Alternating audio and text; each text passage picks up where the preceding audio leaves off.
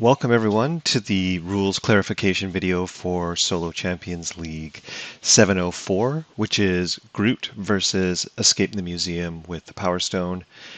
Today I will go over the setup details and how things change as you progress through the scenario, and I will also be discussing some other interactions that are, more or less likely to come up. From what I've seen, there are many questions that have come up for the setup. So let's just go through a few of the things here, right? We have a look at the missing Milano, which is telling us everything we do.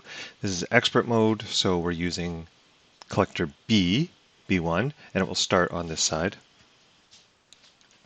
We have escape the museum, which is his actual deck. Galactic artifacts are in there. Ship command is over here, and specifically it is out of play, right? So we got the Milano and the ship command and counter cards, they're out of play. And then we are adding the Power Stone, and so that's going to come into play immediately. And at the bottom, we also see that we have the library labyrinth that is in play. And like I said, we've set aside those things. A few things that are worth noting additionally, we have 5 units that we can add to use to add cards to our deck. There is this thing that you might have come across, right, that is attached with this scenario, but this is actually only if you're doing the campaign mode, so you don't use There Is No Escape in today's match. And that is everything for that one. Now, a few other things that are worth noting related to some of these side schemes that come up is all these side schemes have 3 threat that they come in with, but they also have hinder 2, which means that they come in with an additional 2 per player. So all 4 of these side schemes are going to come in with 5 threat on them. Additionally, they all have some when defeated effects that you might have questions about the timing of when defeated and how that interacts with, at least a couple of the possible allies you might be using. So when defeated is considered a forced interrupt, and something like Gamora's after Gamora attacks is just kind of considered a regular response. And so if we go through this, we'll see, let's say I use Gamora to, this was the one that I was wondering about. So this is Crystal Ball, right? So let's say I use Gamora to defeat Crystal Ball. Can I get the card from Gamora into my hand and then actually use it for Crystal Ball? And the answer is no. But let's look at how this works. So we use a basic power. So I tap Gamora and I thwart for 1, and let's say I defeat the Crystal Ball at that point. There are now, we check to see if there's any when Gamora attacks, right? Force interrupts, and this is not, it's after Gamora attacks. So the last threat gets taken off here.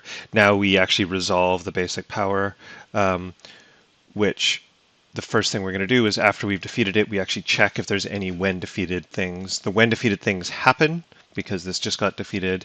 So if I have any cards in my hand that I can play, I could play them at that point. And then we can trigger the after effects, right? So now after character attacks, and so I could do that. And so this could interact with Adam Warlock as well, related to drawing cards, that sort of thing. So there's a few interactions here, but the point is that your when defeated effects are these forced interrupts that are going to happen before the responses from the hero or from the allies' activations happen. And then finally, after all that, you would then take your consequential damage. So those are some interactions between the side schemes and some other abilities. Another one I want to look at is the Caught Off Guard and how it interacts with these permanent cards. So Caught Off Guard is, discard an upgrade or support you control. If no cards were discarded this way, this thing gains Surge. I just realized I actually played that wrong in one of my practice matches because I had nothing to discard, but I didn't actually surge it. But that thing, if all you have is the Milano and or the Power Stone, then you won't be forced to discard either of these. These are permanents. They cannot leave play unless your character gets defeated, and then there's some rules surrounding that that don't really matter for solo. Another thing of note, right, when you defeat Collector, so when he goes down to 0, you're going to flip Collector over to his, oops, sorry. You're going to flip Collector over to his B2 side. When that happens, he actually counts as defeated for the purposes of things like Moment of Triumph and Chase Them Down, right? So when defeated, so you've actually defeated Collector. However, Collector has kind of flipped to another side, and then at the very end of the turn, so after the villain phase, he will flip back and heal back up to 10. And of course, in terms of rules, or in terms of reporting this week's scores, what you actually want to do is get him down to 0. Even though technically it says his hit points are infinite when you're at this point, it's 0 for the purposes of scoring. So right, I put a big old 0 on there just to remind you that, you know, one of the end states you're trying to aim for is actually defeating Collector. And in this scenario, it's a huge advantage to defeat him right at the end because that gets you 3 more threat off of that main scheme, which between that and the Milano, which takes off another 3, your third stage actually only starts with 8. So that means you only have 2 more threat that you have to deal with if you advance to that third main scheme. And you defeat the Collector and use the Milano, you only have 2 more threat to deal with. The next thing I wanted to look at is Vine Shield. So Vine Shield is an interrupt that says when Groot defends against an attack, remove 1 growth counter from him and exhaust Vine Shield. Groot gets 3 extra defense for that attack.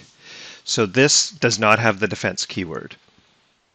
So you can't just use it on its own to count as a defense. You would actually have to, if I want to Collector attacks me and I want to make use of my Vine Shield, I actually have to tap Groot, get his 3 defense in play, and then I can use my Vine Shield to actually add it so that I have 6 defense. Right, the next thing I wanted to look at is Wilt, and this is one that I discussed some similar stuff last video. And this is cards where you have some sort of choice. And the idea is when you have some sort of choice, the choice you make has to kind of fully meet the criteria, has to fully satisfy. So what we have here, the example from an earlier rules question is Sonic Boom, which gives you a choice, but you have to choose an option that you can completely fulfill. And then, so the idea here is if I'm untapped, I have 2 growth counters, and I look over here, I can definitely flip and then exhaust my alter ego, so I can fully meet that one. The second one, remove 3 growth counters from Groot, I cannot fully meet. So in this case, if I had only 2, I would have to take the first option, which would be flipping and tapping. However, if Groot was already tapped, for example, I would look at each of these and then I would do the one that I can partially fulfill. And so partially fulfill would be to remove 2 of the 3 possible growth counters that I'm supposed to remove, and I would be using the second option. And so if you're exhausted, you basically have to do the second option. And then if you had no growth counters at all, and you did the second option, then this card gains Surge. Another interaction that is worth looking at is the interaction of Tough and Groot's ability to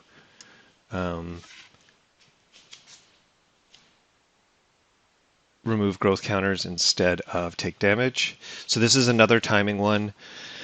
Status effects have the highest timing priority. That's kind of the rule that you really need to remember. So if I get attacked by Fernax and I'm supposed to take 2 damage, but I have tough, the very first thing that happens when I look at how that damage gets applies is I check for the tough status card.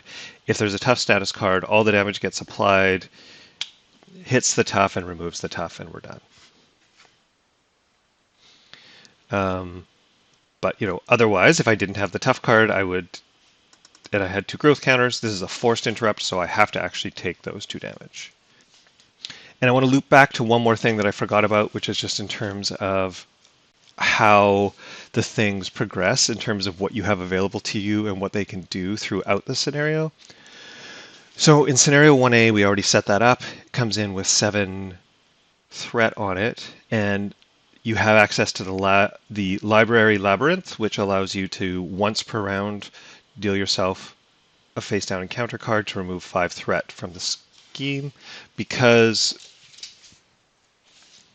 Collector has very high attack and scheme abilities, you might really want to make sure that you're using this at times when you need them to make sure you're kind of out of the range of just losing the game automatically to pulling up an advance.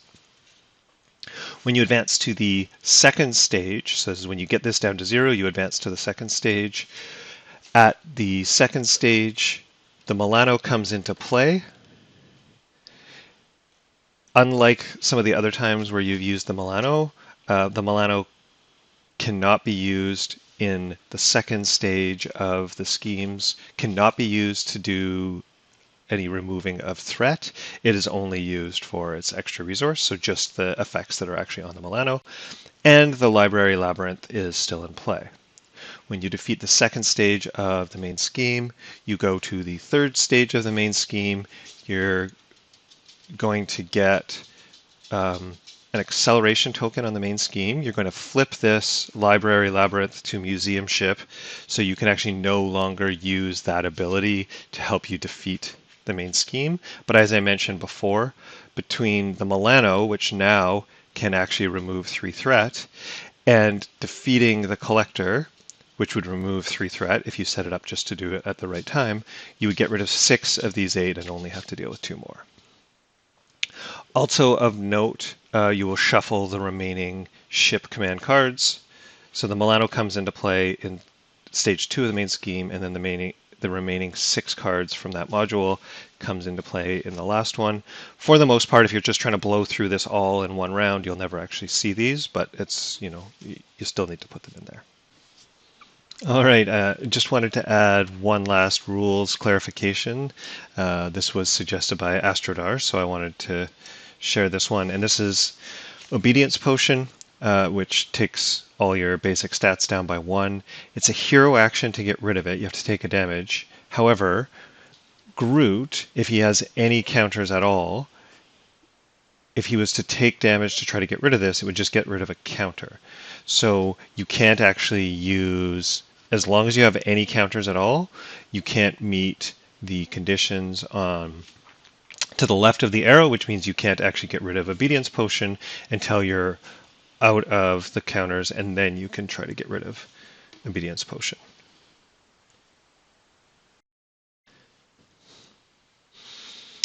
Now, the last one, which is something that actually can't happen in this scenario because you don't actually have the Avenger trait, but is probably worth bringing up just in case you're playing Collector on your own time anyway, is we have a bunch of cards that apply their effects according to the villain stage number.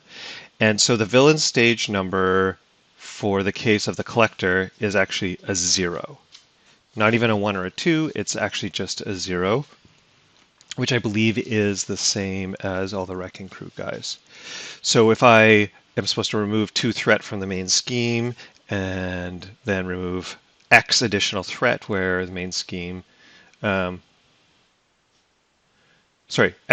X where it's the villain stage number, then that would be 0 on top of the initial one. So I think that is everything I had to talk about this week. 4 rules clarifications for Solo Champions League 704.